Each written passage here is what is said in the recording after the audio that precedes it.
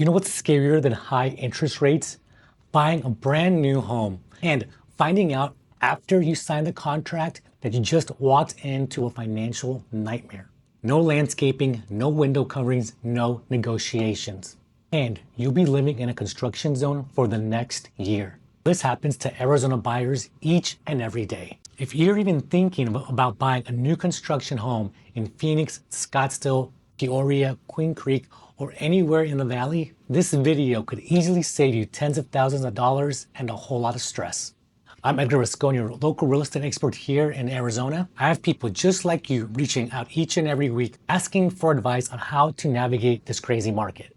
So whether you're buying, selling, relocating, or investing, I'm here as your resource. Call, text me 480-628-2929, or check the description down below and book a 15-minute Zoom call so I can answer any and all of your questions. Now, let's dive into the truth about buying a new construction home in Arizona, the stuff that no builder will tell you about. New homes are beautiful, but here's what most people don't realize, that the base price that you see on the websites, that's just a starting point.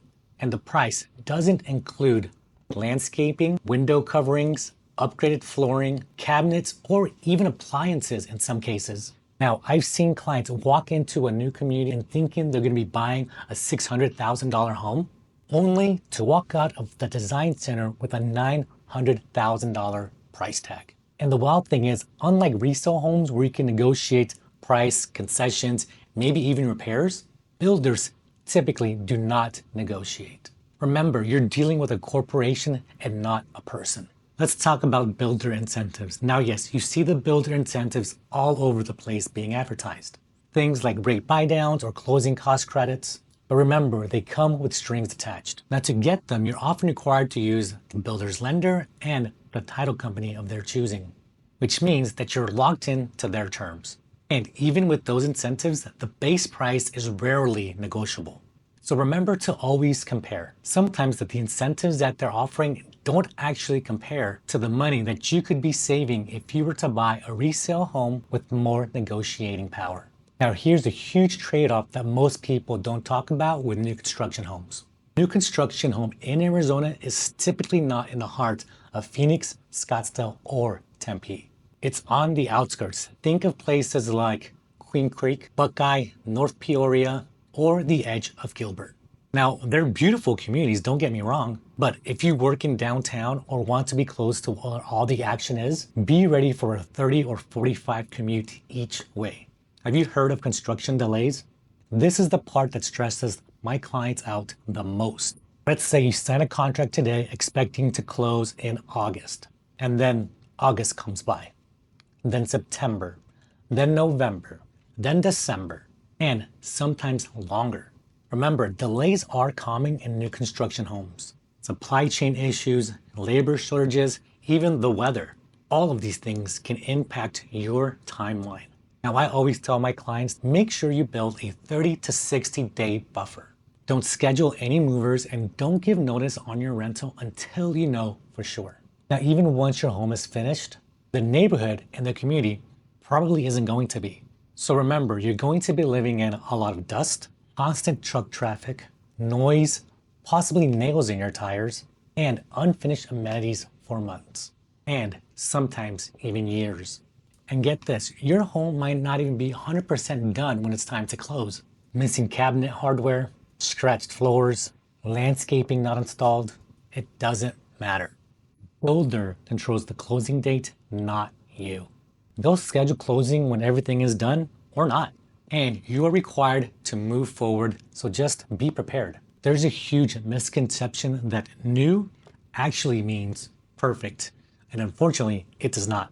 Now, I've walked through new construction homes with cracked drywall, crooked flooring, wrong tiles in the bathroom, bad plumbing, sometimes even insulation problems. Stuff that you would actually expect from a 30-year-old home.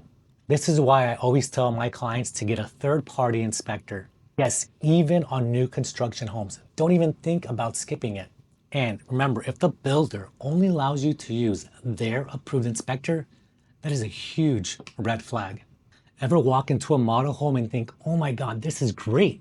The model home that you just walked into can have anywhere between $100,000 and $500,000 worth of upgrades. And remember, most of those upgrades are not even included in the base price. So that $600,000 home I mentioned earlier, after the design center, it could be more like $700,000, $800,000, even $900,000, depending on the upgrades that you decide to go with.